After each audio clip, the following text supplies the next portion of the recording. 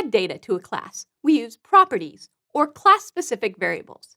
These work exactly like any other variable, except that they belong to the object and, therefore, can only be accessed using the object. When declaring a property, the visibility must be defined by an access modifier. These access modifiers are public, private, or protected. The access modifiers allow us to control access to our properties. We'll demonstrate how visibility affects our properties a little later. For now, we'll use public. Let's add the properties for our recipe class. We put the public keyword in front of a class property. The naming convention for properties is camel case. Like a camel, the humps are in the middle.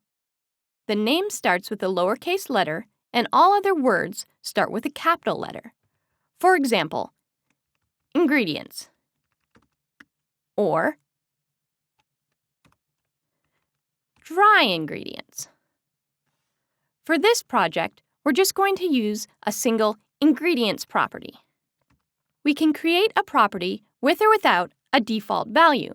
For example, we can create a property for source so that we know where this recipe came from.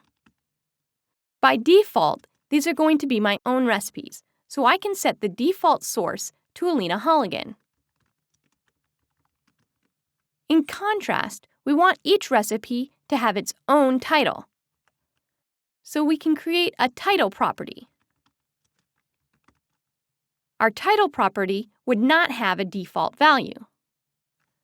We can also initialize a property like any other variable. By initializing ingredients with an empty array, we make our class easier to read, and we know right up front that our ingredients will be stored in an array. We have a few more properties to add. We want to add instructions. We'll make those an array as well. Then we'll add yield without a default value. Finally, most cookbooks are organized in some way, usually by category, but we could really group these any way we want. Let's add a generic property called tag.